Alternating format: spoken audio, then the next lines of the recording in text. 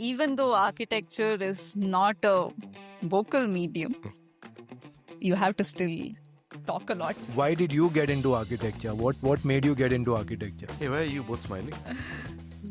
50 or 20 saal, we have 20 years to catch up. My funny story is that if you did not get married, Between Spaces wouldn't happen. No, What's your side of- That has nothing to do with my marriage. How important is the presentation both for an individual as an architect and the work for the client? And what's your experience on that? I think I put in a lot more effort in the second part, the presentation of what it should look like. When we were in college, we had more of girls in the class than boys. But in practice, what filters down is always more of men who are visible than ladies. What's your take on that? Why would that be? From what I understand, I've never met a client who is biased gender-wise. But there is a lot of bias in terms of...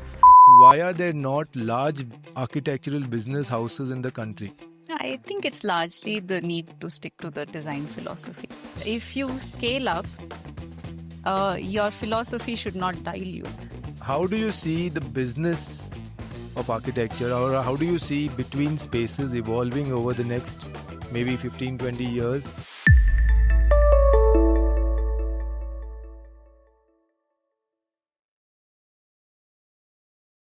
Creative Sparkplug is a black book of creative journeys. What we do here is we are creating a record of creative individuals, people who are dealing with creative problems or are creatively inclined. And we inquire into their lives, their journeys, their trials and tribulations. And we are doing this firstly for ourselves because we get a sense of nourishment out of it. We get learnings out of it. We can't live everybody's journey, not possible. And we want to leave this pod behind for the ones who are curious about creative processes, creative journeys, dabbling with creative problems themselves, right? Or just want an insight into what a creative life is all about. Divya, from Between Spaces, today we wanted to discuss the other half of Between Spaces. And our belief is, Rajesh, and my experience and belief says that typically the fun stories, interesting stories, comes from that half of a duo who is usually not coming to the fore, right? जो बात नहीं करते उनसे कहानी ज्यादा निकलती है, right? So you're like, convince तो करना पड़ेगा, पैसा देने को तैयार है, पैसा नहीं है लेकिन देने को तैयार है. So today we're talking with Divya, the other half of Between Spaces. We've spoken with Pramod Jaiswal and Divya. Divya herself is an architect. Divya also happens to be a classmate of my co-host Rajesh Sharma. So I am actually trying to kill two birds with the same stone. I want the scoop on, of course, Divya's life, Between Spaces, scoop on Pramod, and of course, a lot of scoop on Rajesh that मेरे को बकरा बना Rajesh low. comes across as a really nice guy, a sincere guy, but of course he's gone to college as well, right? So yeah, We've over gone to to college together. Rajesh. Why don't you start the polite conversation? I'll take over from there. Yeah. So Divya, welcome on the podcast. It's nice to meet you after so long, 20 years now. And it's great to see you. Great to see from what we were in college to what you're doing now.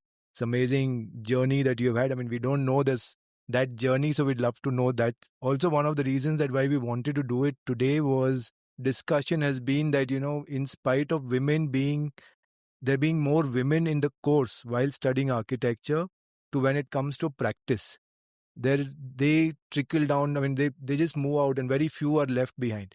So you're one of them who has achieved quite a bit. I think you and the firm have been getting awards year after year. At least that's what we've been seeing on your website, which is great.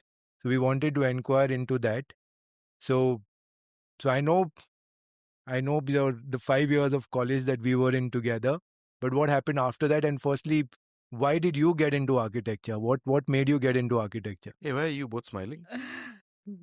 50 or 20 saal, we have 20 years to catch up, so... Yeah, go for it. I'm Things witness. that we never discussed in the 5 years we have to now Right. start discussing. Yeah, I'm intrigued. Go for it. don't fully remember. It was a long time ago. I just know that around the 11th grade, which we call it as PU here, I wanted to explore architecture. I had an aunt who was an architect.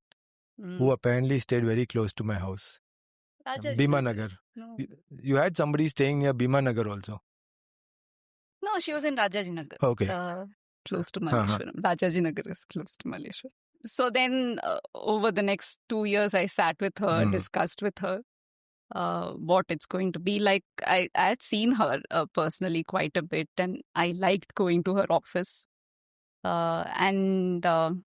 She then took me to RV because our HOD was her old classmate. Oh, in okay. UVC. They both studied They were together. classmates. Yeah. Oh. So they studied in UVC together. So she said, can I bring Divya along? So I went there and he did the usual round showing us that this is news after exhibition. 20 years. That exhibition room. So it was so fascinating. I just wanted to be there. So I went back, told my parents it's RV and it's architecture. Nice. No other. And also other things. I eliminated most other professions and I was just happy with doing. So you basically created an Excel sheet to decide what you want to say. No. It did sound like that. Unlike Rajesh, I was very sure I didn't want to do what my dad was doing. I wasn't sure either. So my dad's not an architect. Huh? He's not an architect. My dad, I think half my classmates had that misconception. I got into architecture because I wanted to, and also because I think my dad's a carpenter. He started off as a carpenter helper, and he grew from there. So when I joined college, he had already established his business of contracting, interior contracting. So that's what he used to do, not an architect. How did everyone think that? I have no clue. And how did you know so much then? So I had actually gone to an architect's office before coming to college. For a month I was there, and he had asked me to read a few books. And then once I got into college, seniors like Haripriya and all, they made me fall in love with the library, and I knew a lot from there. So not because my dad was an architect. I thought you had a summer holiday work of reading. I was as clueless about architecture the day I walked into college as all the other classmates. No, come on. The first week he would start with I've read this book, I know Cobb, I know... To show off the college mein. Hey, I never showed off. At least that's what I thought. It's good to know. Our lecturers were trying to get us comfortable with the idea of what architecture is. So the whole first month, I think, went in the first semester. So none of us came with any background of knowing architect names and their works. It was more like we knew that we have to draw something and all that in the first 1 month, and that's what we had to do. So whenever every faculty came and asked, what do you know about architecture? He'll quote architects and buildings when we would just tell basic answers. So we thought... but I was not a show-off, please. मेरे दिमाग में एक picture चल रहा है. I am also trying to imagine this. Question कैसे? There's this one guy who's हाथ खड़ा हो जाता है, right? He knew that much, so he always raised his hand and answered those things. But not to show off. This building I like, and this is what I know of it. So the picture in my mind is correct. Your intent I'm misreading. I remember that because of all the people you stood out in that, because you knew. Okay, I didn't know this side of it. So you got influenced by your aunt, and at some point, process of elimination or whatever, you decided that. And ever since you've been with architecture. Yes. So, and you went to college. How was college for you? Like for guys, college is a very different story. So in college, at least from my perspective, you were very quiet. The gang of 4 of you, Maitri, Kavita, and Bharti, and then you had the other gang, which was in between Shrisha, I think, or Shirisha and Bindu and all of them who were. So what? Shri Devi and all. Yeah. So how was it for you? Yeah, I was very serious. I didn't want to talk. You're serious even now? I attended every class. I don't think in that 5 years I missed any class. I don't think I fell sick also any day. I mean, honestly, in college or school, I would admire somebody like her. but I would stay away from them. जो हमेशा class जाते हैं, कोई शैतानी नहीं करते, मतलब Oh, they would be like the I quietest always one. think that if Pramod was in my class, we wouldn't be friends. So it's good that we met after. He's not only he was not in our class, he's not even our batchmate. He's 3 years, 3 years senior to us. Yeah. Right. I always took time to grasp concepts and ideas. So I was I would take time. I was not sharp. So I wanted to be very focused so that I can catch up with everybody. So I was always only attending classes, going home, attending classes, going home. How far was college from home for you? Oh, very close. I stayed in Vijayanagar, so RV was just like in that periphery. And where did he go? I was from Indranagar. I used to go by I college want to know bus. whether you went home or not. I know the answer, but I that wanted I from need to have stayed back and spoke to everybody instead of running and getting back. Tell me something. In architecture college, you guys did not stay back after classes. No, we were not allowed to. RV I mean, at least they were not allowed to. The girls were not allowed to stay back beyond classroom because 4 hours, and then 4 o'clock is when the classrooms would get class would get over, Right. and the hostel was just across, like just down the block. Right. So we were like not allowed to stay back. The girls were not allowed to stay back. So tell me something. I mean, did anybody go to while they were studying? Like we heard multiple architects say that, hey, we were also in some sense interning with different architects while we were studying. That didn't work for us also because by then the curriculum had changed a lot. Like when we were talking to Amrish, he said that his classes started at 7:30 in the morning. Yeah. So and by 2 o'clock they were free. Yeah. Our classes started at 9:30. Right. And went on till 4. And by the time we are back, which is from that, in the middle of nowhere place, back to the city, which is now it's connected with metro and stuff, but back then there was not good public transport. Right. So it would take us almost an hour and a half to come back to the city. Got it. By the time we got back, it was 6. And which office is going to be open and call us at 6 o'clock in the evening? Right. So we did not go and work during college.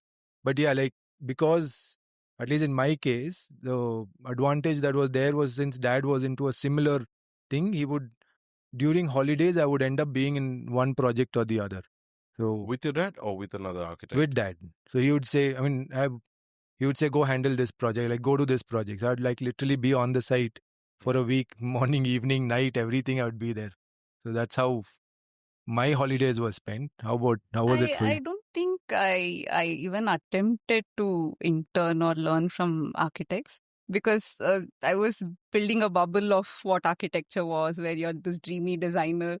And I knew that going to some office, that bubble will burst. And I didn't feel the hurry to know everything technical so early. Right. That'll take me away from fantasizing about it. Right. So I did not even try to do summer internships and all those things. So you graduated, but isn't there a final year project with final year? That is final. Where did you intern? I went to Arya Architects, Ahmedabad. Me and Bindu went. She went. Oh, Bindu was also with you. She went to Chaya. I went to Arya Architects. So we did one round of. I think that time it was allowed to do it. We just randomly took a flight to Ahmedabad one semester before and popped into various architects' office and said that we are from Bangalore. Can we next semester intern with you? Right. And which I think we don't allow to do. I think today it's not acceptable. Today we also have a lot more medium to reach somebody, right? I mean, you can tag somebody on LinkedIn, Instagram. I mean, social media is a huge world in itself. So you went and interned with Arya Architects. How was that, and how did that perception of architecture change there? It was very good because again, I didn't know much about their work. So we just walked into random offices and we went to CEPT. And they said that we didn't know about them also. They said that maybe you can go try here also. They are doing some good work. So it was just so nice. We went in and she welcomed us and I felt so welcomed there. So I said, okay, let's try. Even when I was going to the internship, I didn't know because they don't publish much. They don't talk about their work much. Even today, they don't have much online. So if you look them up, there'll be nothing. It was a different culture to how RV was, where we were sent off at 4. Right. There you could just drop into Sept and see what they're doing, and people are studying till late in the night. Juniors are helping seniors, and anybody. We go in, they'll give one model and say start cutting and help us. Very nice. So you learn from various avenues. That is so cool. Yeah. That's such a That's interesting. learning. Shaju also mentioned in AA when he was there, he had those literally public reviews, critics, which was open to public. Open. That makes sense. More like an open jury. Yeah. Anybody can walk and tell you your work is Yeah. BS and just go away. Go and know why. How did those 4.5 years? So I think you did this in the 9th semester, 10th semester. So the whole image that you had created for 4.5 years in college about architecture, the dreamy designer image, what changed in those 6 months? Not much, because again, in Arya's office, I don't know, luckily or unluckily, I did not get into that much of the technical side of it. There were a lot of proposals happening where we were doing presentations and sending those first stages of construction. So in that 6 months, I think I did largely that, and they were into conservation. So that was completely new, which documentation is hardly done here. They are thorough, and it's amazing how much they work on it. The bubble didn't burst till I came back to Bangalore. So after internship also, you were still in that dreamy designer stage. Yeah. I actually went back to their firm and worked another 6 months. So I finished 1 year. a year. So, and then after that, what did you do? After that, I came back and joined Bijoy 100 Hands. Okay. And how was working with 100 Hands? Yeah, that was the reality because there were more on-site execution happening at Bijoy's office. But even then, I think a lot I was doing were in design, and we had that 2009 recession that happened. So everything that we had ready to construct, about 2 projects, all drawings ready, did not happen. So I did not do that part much at all. For 3 years, I was drawing. So you didn't see the construction stage? Not. So you're still, even then you were in the dreamy designer stage? I got a year, 3.5 years to continue in that dream. So RV College was the only studies you did, or did you go and do masters after that? No masters. So what is, on the website you meant, there's a mention about your thesis being selected for something in 2013. So what was that about? I think that was the first year they were doing some kind of zone-wise competition and then a national level. So from each college, 2 would be shortlisted, and we'll go talk about it at Bangalore level, and then at South Zone, and then at the national level. So mine was shortlisted in the South Zone. 2 of us were shortlisted. Another architect, Lester, was also shortlisted. He's also our batch only, from Ramaya. Yeah. So we both then went to the national level. There we didn't win. So 10 of us from various zones came together. There 2 or 3 won, and the other 7... So this was in 2013? Not 13. A year after we passed. From that paper or the way we were designing in college to the kind of projects that you're doing today, what transformed? See, I don't know if the technical aspect of understanding design, I mean, the execution part affected my understanding of design in any way. But over time, the way I designed in RV, and that got fine-tuned a lot with Arya and Bijoy's office. Right. Because anything and everything in one building wouldn't happen there. Right. They would streamline it, and there was a lot more composed and little more cohesive designs, which I think in college level it was a bit everywhere. Got it. If that got executed, it won't be the greatest design. And I think in college, if you had an idea, that was more important. how you it was that I think was given the most importance. I don't Right. know if whether it's like that now, but I think with Arya's office and Bijoy's office, I understood that it was much more than Right.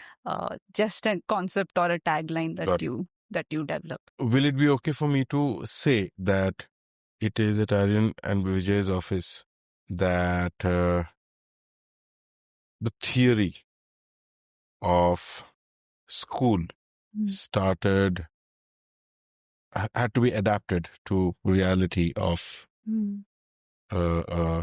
life in some sense? To know what you don't want to do also, Yeah. you should do everything. If I was hesitating and if I already had a better idea of how to resolve a design, I don't think I should have been like that as a student. If I relook at it, I'm happy with what I was as a student. Because even if I look back at it as something stupid, Right. I'm still happy that You did it. I was free to do it. Yeah. That my mind was free to do it. I think any process when you start it, you should be really stupid.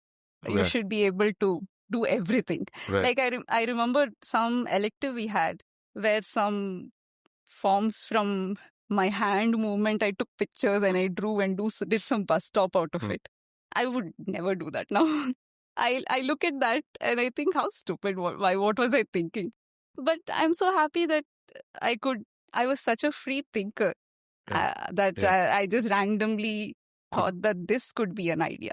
But what stops us from doing it now in an architecture firm? It doesn't stop us, but I don't know, somewhere I think with the people I worked with, I had a larger influence of their language where I felt like I don't have to overdo it to feel like I have done something. Would it be right to assume that whether it is in college or whether it is even in an architectural practice, if you want to think freely, have the freedom to do that, and then depending on what the project demands, you develop on that? That makes sense, but also depending on what the project demands, we don't always end up doing that. There's a lot of us that comes in.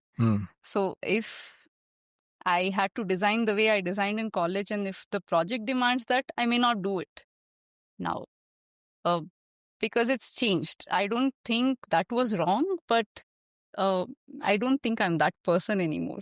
So I may not do it. Your personal evolution has also happened. Yeah. I wanted to add something to this.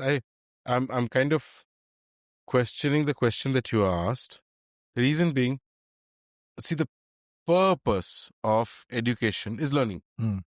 But the purpose of executing a project is not learning. I mean, of course, learning happens on the way, and of course, we all want to learn more in what we are doing.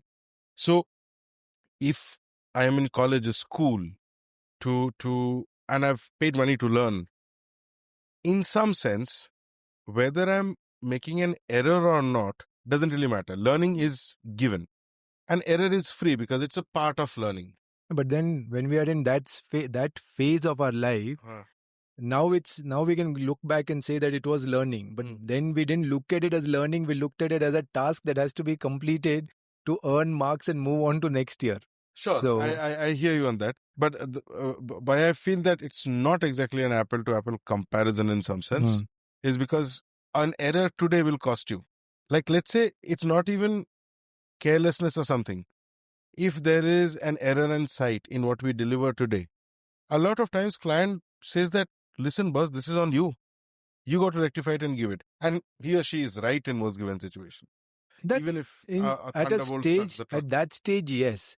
But then how do we justify, not even justify, how do we even look at a designer like Zaha Hadid, who is probably evolving her designs by every project that comes by? I mean, I could be wrong by saying that, but if we stop our learning in college and not do it during our practice, how do architects like Zaha Hadid even evolve and come into the limelight? I'm just saying. I mean, you brought her up. when I was with Arya Architects, I worshipped her till I was in college. All of us do. I do. Even now I do.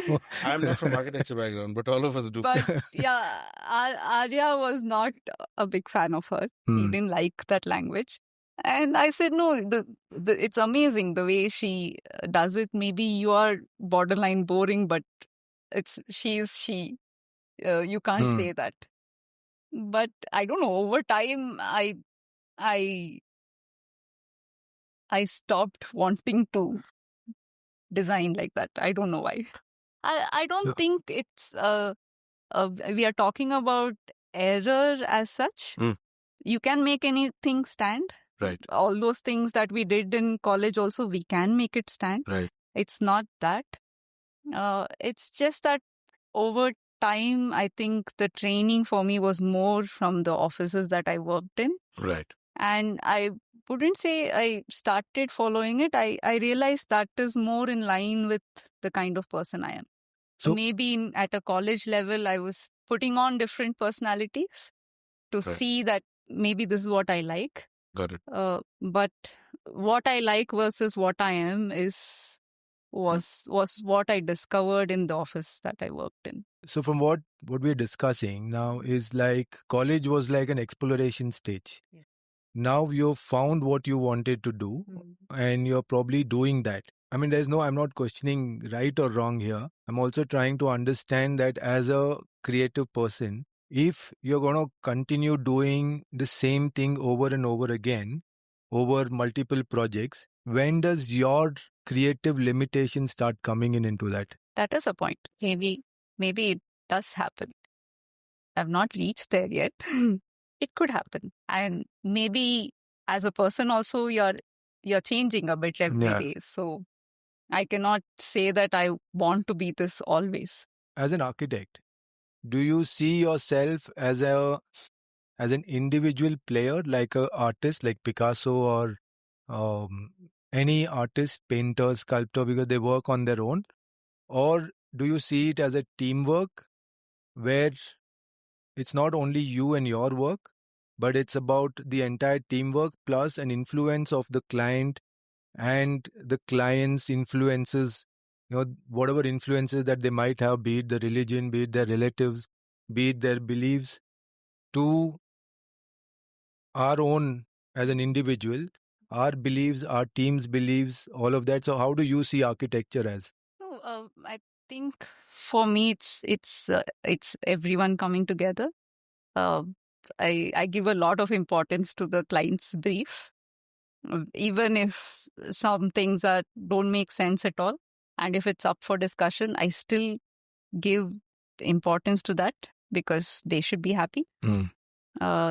It's not about keep my ego being satisfied always. Yes, there are things that I don't want to do, and they have done enough research before coming to us that they know that this kind of things you'll not do.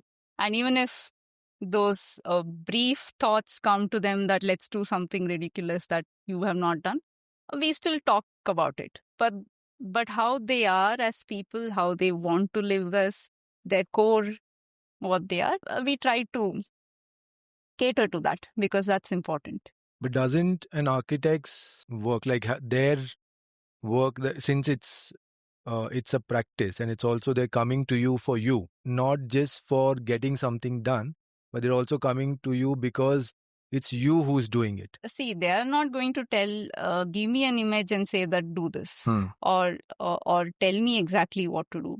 Broadly, how they live and how they want to live is given importance. And how we translate that to what BetweenSpaces looks at it is our version of it. We know that you're half of BetweenSpaces.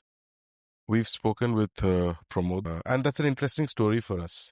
Interesting at multiple levels, if you ask me. Of course, Rajesh gives us a scoop on how quiet you were. And the picture that I get as a person who heard you guys speak is that you could be missed because you're that quiet one who sat in that class. Right? Which also means that the ones that were quiet, we should not kind of overlook them. At least keep their contact because you don't know when they're going to, just sprout out and suddenly she's got all accolades. But having said that, all of these journeys till about Between Spaces, my funny story is that if you did not get married, Between Spaces wouldn't happen. Right? Because that's what Pramod said, right? Pramod was like, Divya got married and she and I were talking and I already wanted to do something. And this is his basic story, right? That I remember. And, she was saying, I wanted to work. And so we said, yeah, let's start together. So that means if Divya did not get married, we maybe Between Spaces would have been there, but at a different point of time, in a different avatar. No, What's your side of? That has nothing to do with my marriage. So I took that recession period happened where a lot of work stopped. And I was still hopeful that once things get better, the same projects will take off because the whole set of all drawings were ready, dreams were ready, everything was ready. We were ready to the extent that next 2 years of work was all done and kept. So I thought, okay, when I got married, I think I took a month or two break. And I somehow imagined it that when I come back, I'll be running to site and executing the work that I had kept ready before I took that break. 2 months was not much of a time. For me, it felt like for years I missed office and when I go back, there'll be this or everything ready, set to go. But that didn't happen. When I went back, again, there were some delays. And it really hit me. I really felt bad because somehow I thought there's a new phase in my life. I'm going to now start executing everything. Right. That didn't happen. No connection. I just thought once the break happens, maybe things will change. It didn't. So I did not have any grand plans of starting a firm. I thought maybe I should do something else, look for another job or something else. Then Pramod suggested, why don't you just start? It makes better sense that you start and then we'll see where it goes. So that's what happened. It had nothing to do with... It's just my expectation after the 2 months break was really high for no reason. It had no relevance to my marriage or anything. So what made you and Pramod come together as a partner at work? Because generally it's friends of the same age or the same batch that come together. So what made you and Pramod come together as a partner in the firm? So when we worked on few things in 100 Hands together, we got along really well. I think we became friends first. I don't think we got along very well. Sorry. We didn't get along very well at work. Can you tell us the stories and we'll decide? Okay, so what happened was we would talk a lot. Right. And I think we became friends first. Not that we got along at work so much. We still had differences in how things would happen and all those things. But I also realized we are becoming really good friends. Nice. So I relied heavily on the friendship. Right. And I also realized we are so different and that coming together would be good. We don't have to think the same way. We don't have to be the same person. Then that will be a little boring. And us being friends will find a way to bring our differences to a point where we can resolve things and find a middle path between who he is and between what I am. Hold. This is an interesting topic for me. And I want to dig this because one of the things that we hold the thought that I want to dig this particular topic. One of the things that we constantly see fall out and also difficult to create is professional camaraderie, right? Where, as Pramod had put it, yin and the yang. That's how he defined Divya and himself at Between Spaces. What I'm curious about to understand is how does this framework work? So, of course, she spoke about friendship being something that... Will it be all right for me to say that is where trust came in? Yes, yeah. What I find more exciting is she says that she also realized that he and her was so very different, that should come together.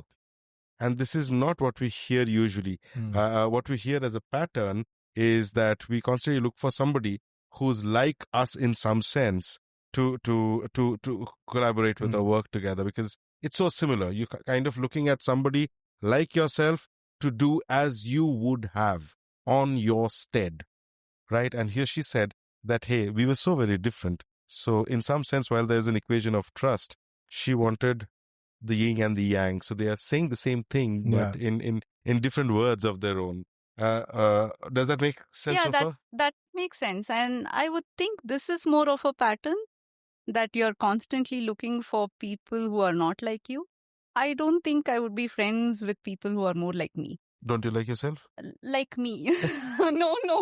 Not that way. It'll be a bit boring. That Right. if we thought the same way, if we wanted to do the same things, and if we fell in the same line, it would be a bit boring. So if you were to choose a friend, would you choose somebody who is yin and yang or somebody who is like you? Yeah, definitely yin and yang. My school best friend is exactly like Pramod, a version of Pramod.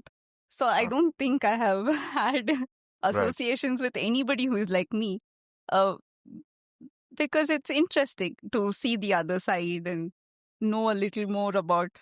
But during all these years that you went, interned, came back, worked here, got married, were you in touch with anybody else from your batch? No. I think that's a more precise question. I think I'm really bad at that.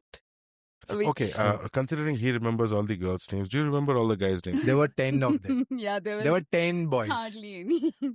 मैं बताऊं नाम बताऊं लड़कियां कितनी सारी थी? लड़कियां 33 out of 44 people. 1:3 ratio. I mean, didn't you guys feel lucky? We felt like yeah, for every guy there are 3 girls. मतलब इससे बड़ा मतलब तो इंडिया का भी वैसा हालत नहीं है भाई. मतलब it literally applied. तुम नहीं तो कोई और सही. दीपक सर याद है ना? तो दीपक sir, we did our first recording with Mr. Deepak Puri. He's the person whom I went and worked with before college and after college also. So he used to, उस टाइम ना 5 रुपए की softy आती थी, buy 2 get 1 free. तो 10 रुपए में 3 लड़कियां पटाओ. Like ये क्या हो क्या रहा है? Okay, going back to this relationship that she has with Pramod. I'm trying to draw a framework around it. Let's say if tomorrow we got to tell somebody who's in their 20s or early 30s, 2 of them wanting to come together to create their own firm, doesn't need to be architecture, for anything, I would personally suggest them to go and see the kind of what Pramod and Divya do in BetweenSpaces.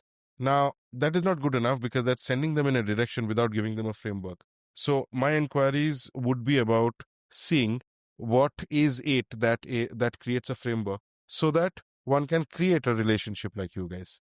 You guys were friends. From your point of view, you first became friends.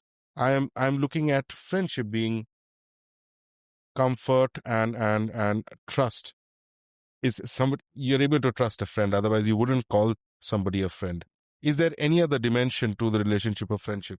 I think that is the heart of the matter. Heart of it, because when I first told my dad that we are planning to get into a partnership and he's a CA, he said won't work, because he had seen many partnerships fail. Yeah. He said, I've seen so many fail. You shouldn't be taking that chance. I don't think you can handle it. I said, no, the core of it is not our architecture beliefs. The core of it is that we are friends. Right. So I think we'll make it work. So perfect. So that way, I think my conclusion is fairly on point, which is friendship being trust. It's a non-negotiable in creating a sustainable collaboration or even a business relationship. For all I care, you guys have a business relationship. There is money involved. It is a partnership. You guys take hits for each other. So it's not that one of you guys get a salary, the other one doesn't. If the firm doesn't do well, both of you take the hit equally in some sense, right? What is the framework around work? Where does the synergy lie? what you categorically said is that I saw him as somebody very different from me. Mhm. Thus, that was intriguing to me because you clearly did not want another one of you. Mhm. Got it. Very interesting point that you saw him as different.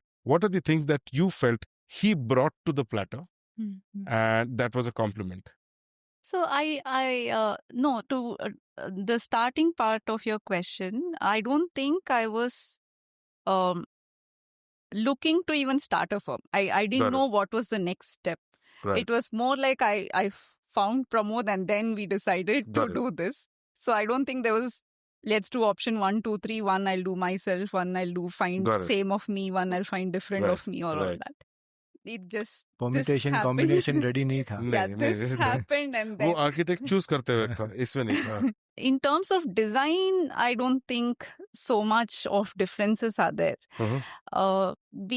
We both are simple, and we that aspect is, there are some similarities to us. Our personalities are different. So Yeah, apart from you needing convincing before coming to the camera, what are the other differences? Because you're as good a storyteller, so how would you articulate this difference? I'm trying to understand this difference. Because while I theoretically or philosophically I understand that, hey, instead of, if I'm working with somebody, the company I create alongside somebody will benefit from somebody who compliments me. Yeah. Yin and the yang was his expression. Than getting another one of me. Yeah. I completely get it. Suppose we are designing and we are in the initial stages of a design. Hmm. So far, we have not done it in a way that you do everything of a project. Because we feel like both of us bring something, and it shouldn't be that half of our buildings looks like what Pramod designed and half of it looks Sure. like what Divya designed. So there's a little bit of both of us in everything. So if we are designing and there's a thought process where that I am trying to articulate, and we have discussed about it. Sometimes the thought might be there and it's not come to the paper in the few days that I want it to come. Then I give it to him and he's able to articulate the same thought in design and take it further. And same the other way. So there's a little bit of back and forth. We give and take, which has really worked.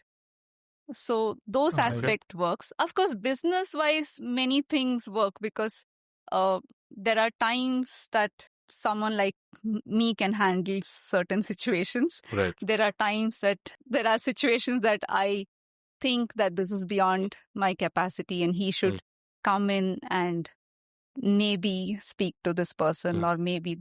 So those kind of things work because not every time a certain kind of personality works in all situations. So Got it. So that really works. I mean, our personalities play a bigger role in the business aspect of it than design aspect of it.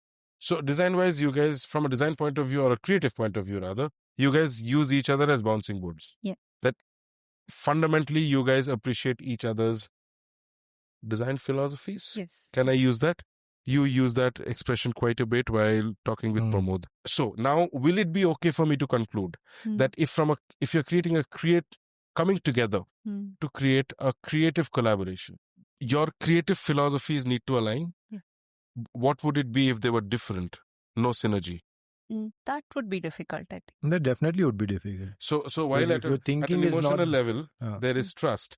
At the work level, at least at the level of philosophy or creative philosophy, whatever creative, has to be similar. One is the creative philosophy, the other is ethics. That also has to be on the same. We'll get to that. I want her to speak for herself. See, ethics goes without saying in some sense. I think without ethics, there's no structure that will hold. So I'm kind of taking that as basic hygiene. But I'm trying to also quantify or kind of create a framework from their example. How do they stick together and create value for each other? And the point is that both seem to appreciate the other person being there in the firm quite a bit. I had a few things to ask. Go for it. Not directly in connection with BetweenSpaces, right, but in connection with architectural business and stuff. So you mentioned that a lot of times you and Pramod do the design together, like not that half your projects are Divya centric and half the projects are Pramod centric. But if that's the kind of approach where every project, both of you are involved, and I'm not saying this in any bad way, I'm just trying to understand how does a business get sustained when if two of you can handle two projects versus two of you handling one project, what's better for the firm in terms of a business? It's probably better if we did our own thing for business, but may not be better for design sake, I feel. But if the philosophies are But underlined, at some point, if I'm working on it, he's also not working on it. It's not that at the same time we are working on the same thing. It can happen that something gets discussed and one person is doing the entire thing also. But the discussion is always happening.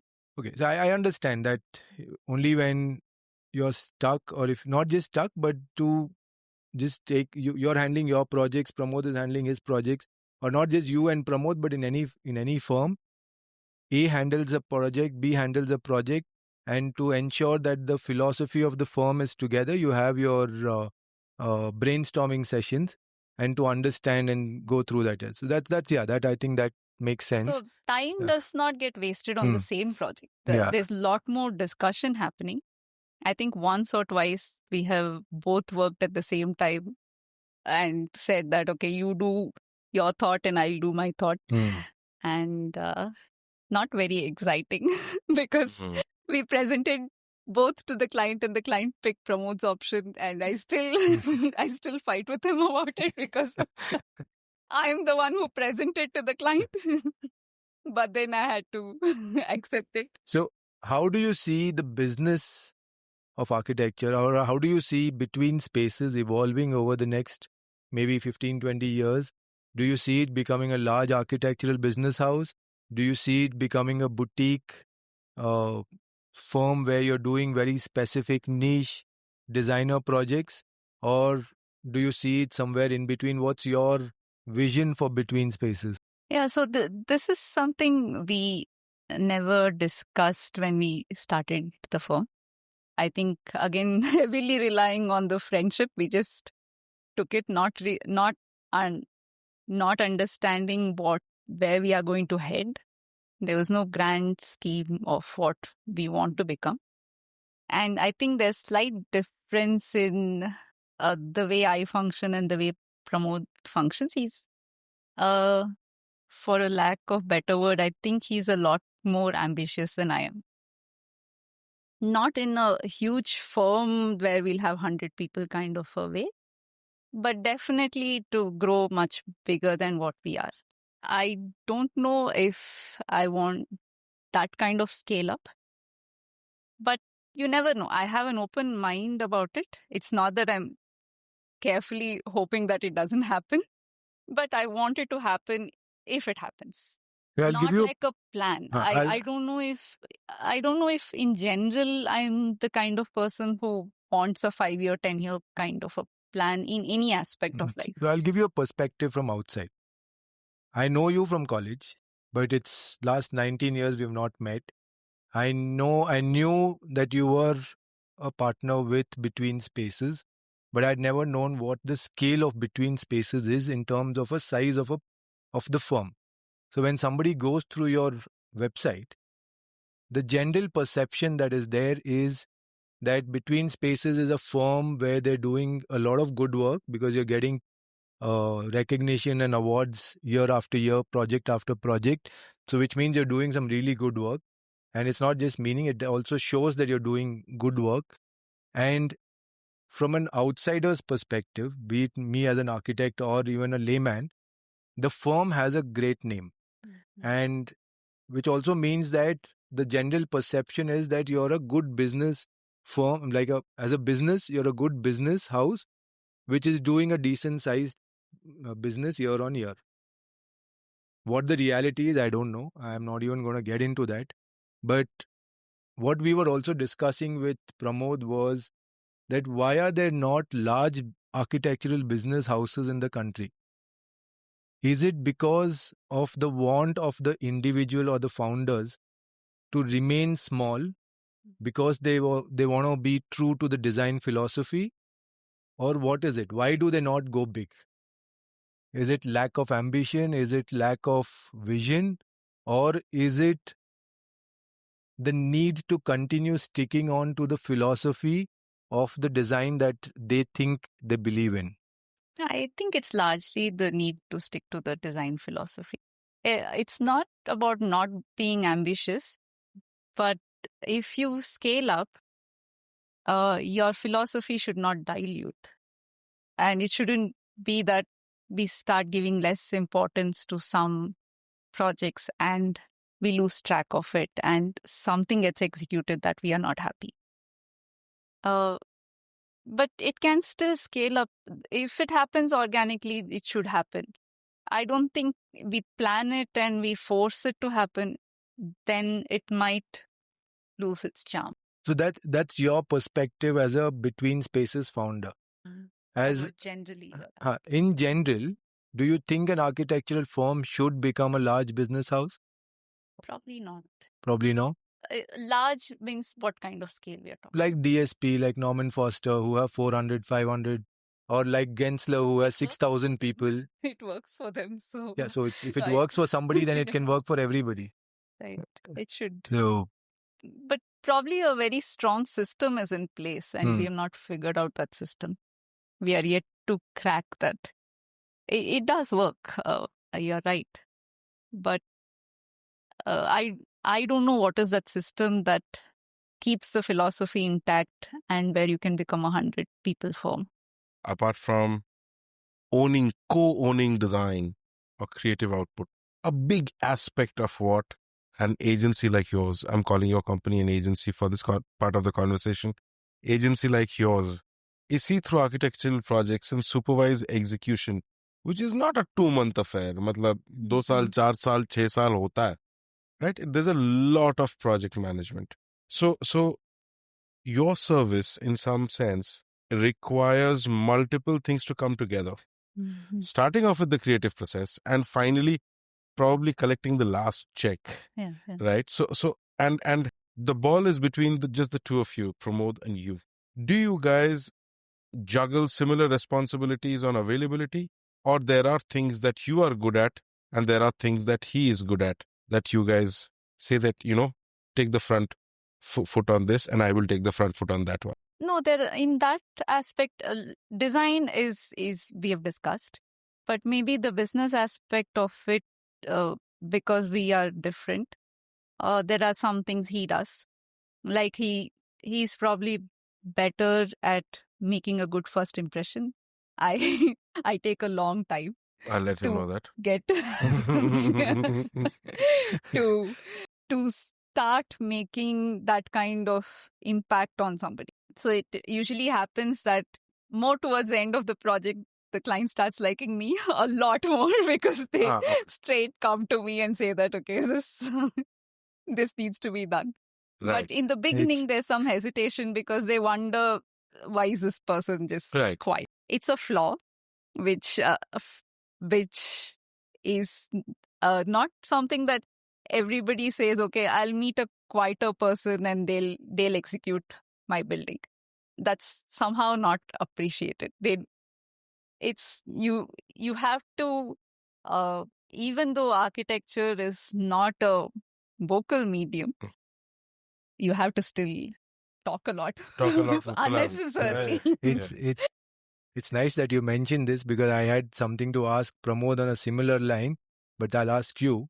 Now, since you mentioned it, according to you, in two aspects, how important is presentation?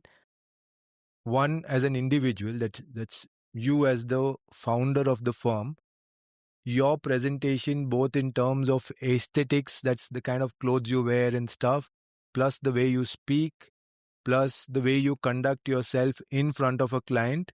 That's one type of presentation. And the other is your drawings and your models and everything that you do on the work that you present to the client. You're making the presentations beautiful, like how we used to do in college, Photoshop me photo sheets and all that, and sketching and all of that. So how important is the presentation both for an individual as an architect and the work for the client? And what's your experience on that? It's such an odd question that you are asking me this. I don't know if you remember Sudhindra sir. I remember all of them. So. Okay. So around, I think, fourth year, um, we became quite close. Once you strike a chord with the faculty, they mentor you really well. Yeah. That unfortunately, we lost him a couple of years back, but a while back. I think quite some time 15, back. Yeah. 15 years back. So he realized that I don't talk well and I don't dress well. These are aspects that are important. So he told me that there's a lot of potential, but things are not working for you because you're not able to put your point across. So instead of curbing me and telling me that you're bad at this, just fix yourself, he gave me an out for a year, telling me that let's do one thing. Let's put all your thoughts and ideas on paper. So what you want to present, if all your classmates are doing 10 sheets, you do 20 sheets and bring it. Put all your thoughts, because you know that somewhere you're not able to put your point across with words. So put it across in your work. So then we'll see where it goes. That changed my whole perspective of how I see myself. Because up until then, from school, the only understanding I had was if you can't do something, you figure out a way to do it, which is still true. I'm not saying that it's okay to not to not look a certain way or not present yourself in a certain way. That is important. But I think I put in a lot more effort in the second part, the presentation of what it should look like.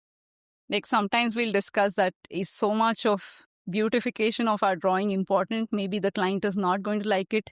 Let's just put the point across. But I insist that we do it because somewhere I feel like if I can't put it in words, then the drawing will speak for itself. I go back to that point. Maybe not great from a business point of view, because if I could sell it with words, so much effort is not required. It's a lot more effort for me to make a point, but I stick to it when I'm not sure of how to put my idea. The reason why I also asked is I myself am guilty of judging people for what they and how they look, not just, over the last several years that I've been in business now. Personal presentation makes a lot of difference. That's what I've realized. But that's not what everybody goes with as a philosophy. Somebody who's doing some really good work may not be presenting themselves the way I imagine them to be. Like if I see some architect's work and I know that from the work I can gauge that they are very, very good, I would have imagined an image about them in my head to be somebody very fancy, very well dressed, all of that. And when I meet them first time, I am like in exactly the same way that our HOD was. I've had a lot of people come back and tell me that, we walked into the department and there was this guy standing there and we're like, we want to meet the HOD, and he's like, yes, tell me. They're like, no, we want to meet the HOD. Like, yes, tell me. So he's not with a suit and coat. Yeah. So yeah, it's sometimes it is. I don't know whether to say whether it's right or wrong, but it's an individual. I have not figured out whether it's right or wrong. But I do realize a lot of judgment happens because of that. One is like a continued question from the previous one. The question that we were discussing it is whether you guys, amongst you guys, at least from your point of view, have a clarity of what he brings, which is very typically Pramod, and what you bring, typically Divya. It was a very interesting articulation as to how you felt, or you said that, he makes a very good first impression, and so the anchor of trust in some sense is what he casts on the client. Sorry, I'm being dramatic there. But and as and how the project continues, because it long drawn things. At some point of time, the client sees that, you are taking things forward a way better. And thus towards the end of it, you guys probably become almost intimate with the clients. BetweenSpaces is represented very well from the person who starts off and hands over a baton somewhere in between towards the end. So that way the company works great. There's one more inquiry that I wanted to do, and I felt this was an important question. We all begin collaborations or shake hands or partnerships, whatever you want to call it, with another fellow human being, especially in the realm of business, because there are a few things that we see as synergy. Friendship hai, trust hai, we guys work great together. We seem to have similar creative principles. We seem to understand business in the same way. These are all good things. And thus we feel that if it was only me, I would have done 100. If it was only him, he would have done another 100. But put together, we can do 500.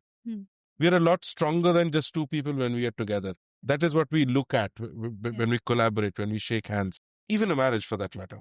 In spite of that, there is always an possibility or plausibility of an unforeseen circumstance when all of this crashes, which is why people go ahead and make something like a MOU, MOA, draft and all of that, where people articulate peripheral contexts and say that, hey, beyond this, we should not stick together, because then we are categorically saying we are misaligned from here onwards, and thus one should part ways. A legal document typically addresses that, apart from the ethical aspect, of course, because it's hygiene. Do you guys, or will you suggest for our audience, from your own experience, saying that this is a non-negotiable from you and him, and you guys probably have discussed it and clarified that? What is that one or two or three non-negotiables that you have in your partnership? That's difficult. I should think if we really discussed anything. Sure. Yes, we did. It's, like you said, it's equal to a marriage. Yeah. You don't get into it thinking that what all ways it'll go fail wrong. and you will then part ways. You're not thinking of it at all. Otherwise, you wouldn't get married. Yeah. So yes, there is a written document, but I don't think we have referred back to it at all. We have not had the need to say, okay, what is written and what have you crossed, because we have not crossed anything of that sort where we think, why are we here? Right. We have not reached there at all where we had to sit and think, what have we done? What have we done? Yeah, why are we course. Here? It's contingency. So it just happens so organically that I don't think we looked at it as business we are getting into. It looked like extension of us. We run BetweenSpaces also like that, not like a business, more of an extension of us. Like you know your sentence has two meanings, right? Like, we run in BetweenSpaces also like that. While you refer to the company, of course, but it made sense otherwise as well. Please like continue. Pramod would keep reminding me that BetweenSpaces is your first child. Then the other two happened with your husband. So it is like that. Imagine making a child and saying this is what the child should be. Otherwise, we are walking. We are not going to raise it or put it up for adoption. So then you stick to it, no matter how the child turns out to be. Right. It's less of a marriage and more of a child. Right. It's. I think that we are a lot more emotionally involved with it. Right. To look at it as a business. Of course, like you said, the ethical part and all that is there. Yeah. Which is given. Yeah. Those basics are given. Yeah. Beyond that, we have not looked at it that why are we stuck here? Right. Or what we wrote and what we signed and things like that. Perfect. Yes, there are some things that we keep discovering that what should we think of? Did we have a plan and all that? But then that is something we have to discuss and keep growing with it. Right. Than to say that this here we have a difference, let's walk out. I think, as I see it, BetweenSpaces is a 15-year-old firm. Both of you guys average have about 10 years of odd experience, although a couple of years aage piche. That's 25 years into practice. Even if I look at what point of time independently both of you guys started practicing, you guys are in a situation wherein you guys are probably in your late 40s or mid 40s. in another 5 years at least, you guys will start looking at what legacy are you guys building apart from the work that you guys have done, and who takes BetweenSpaces forward. Oh, who takes BetweenSpaces forward? In Long what way sense? out. 5 years from now. No. 15 साल हो गया. हाँ तो क्या हुआ 25 साल और है. नहीं वो खुद तो चला लेंगे, right? But हाँ. since we spoke about, with Pramod also we discussed कि भैया larger context, scale up and all of that. I think that's the clarity they need to get, because if they want to grow to a larger format, then the structure has to fall in place. I'm just dropping the question in there. They might choose to be a boutique firm. Yes. They might choose to become the next Gensler from India. If I'm not mistaken, she's late 30s. No, I'm 40. You crossed We are 40? not discussing age. Just do the mental maths. I've So given a context. He's closer to mid 40s. I am. Then No. I'm 18 plus GST before you are.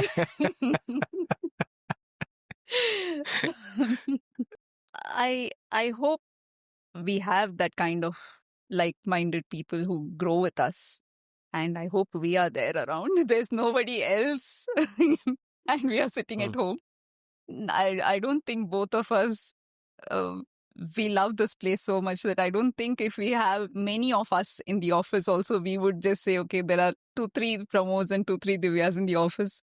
Now let's go golf. I don't think that's going to happen. Right. A curious question, because while you're choosing somebody completely different from you to complement you as yin and yang, to take it forward, you guys are looking at extensions of yourself. And between the conversation also, in the conversation that we had, we also looked at overlaps that was essential, or else you guys would not be doing what you guys do. You know, being similar in ethics, being having equal trust in each other, and design philosophy being almost overlapping, and the rest of it is persona difference that is complementing. In the people who take forward, who will take your story forward, or promote your story forward, BetweenSpaces forward, do you look at only yourselves taking it forward? If so, how would they meander through a future that you and I don't know as of today? No, this is a theoretical question. We don't need more of us in the office.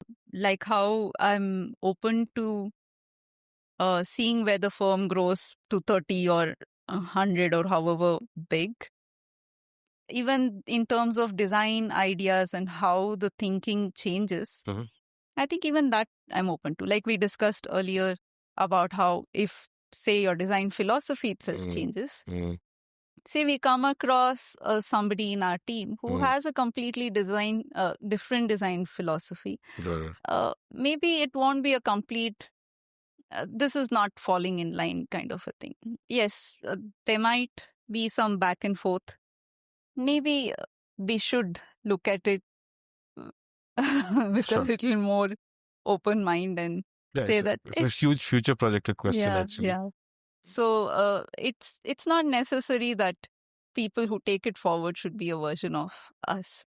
Again, the same things should fall in place. Some ethics, we work hard, so we need our teams to not be laid back, to work hard, and whoever joins us to love it like a child, like we do. But that aside, I don't think design should all fall in place. Then we are asking them to lose a little bit of themselves and fall in line with what we are. We are asking them to say that, okay, now you forget what you are, just become us. Okay, I just want to close with 1 or 2 points. Do you have more of girls working in the office or more boys? At some point, we had only girls. Now we have more boys. Pramod is a guy. So it's just standing up for Pramod right now. Pramod. I highly doubt it if we look at a resume gender-wise. It's only if we like what they're doing, they come in the picture. The reason why I ask is from when we were in college, we had more of girls in the class than boys. But in practice, what filters down is always more of boys who are visible than the ladies. I mean, men who are visible than ladies. Why is that trend like that in spite of so many women doing the course at an education level, but at practice level, they don't come out? That's one. So what's your take on that? Why would that be? Is it a difficult field to be? Is it a difficult field to practice? What could the reason be? And since you have been doing that now for the last 15, 18 years, and you have gone through all of this from college to internship to working with somebody, then starting on your own, getting married, having kids, still continuing practicing. So what do you see as a reason for other women not practicing in the field of architecture? See, one is I don't know if I had my own practice without Pramod, if it would be different, because I don't know that. From what I understand, I've never met a client who is biased gender-wise. But there is a lot of bias in terms of the people who execute it, because they look at you in a certain way.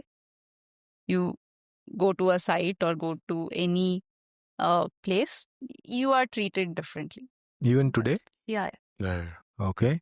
That I will also kind of agree with. Are we also guilty of it? No, we aren't guilty of it. But see, we are representative of organization and companies. We have people. I can't change anybody. Yeah. Like, for example, we had a plumbing issue in my house. The plumber would listen to my husband and not to me. So he had to keep repeating, she's the architect, maybe you turn around and tell her what is the issue. But he'll still turn and look at my husband and tell that issue. So maybe if I was by myself, that could get tiring, because you're constantly trying to say, look, you need to listen to me. If there was no Pramod, there's a chance that they might do something else at site, and I am spending more time fighting for my idea to get executed than spending time on design itself, because that's a waste of time. Because once my idea is on paper, I want it to be done the way I want it to be done. Maybe that little bit of protection I get, I have to admit it, because there are many times there are people who wouldn't listen to me.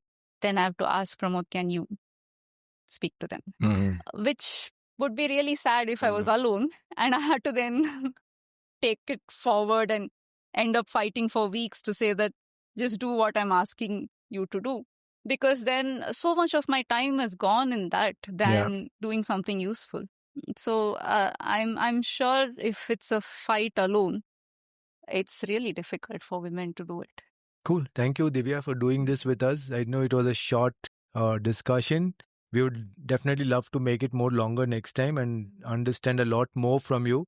But thank you so much. And it's great to see how we were all in college and how from a very, very quiet, reserved person that you were in college to the award-winning architect that you have become today. It's a great achievement and it's good to see you there. So thank you for doing this with us. Thank you for having me. Thank you again for your time and you agreeing to do this with us. We know that you at first refused, saying that, hey, don't put me in that spot. But we really appreciate that.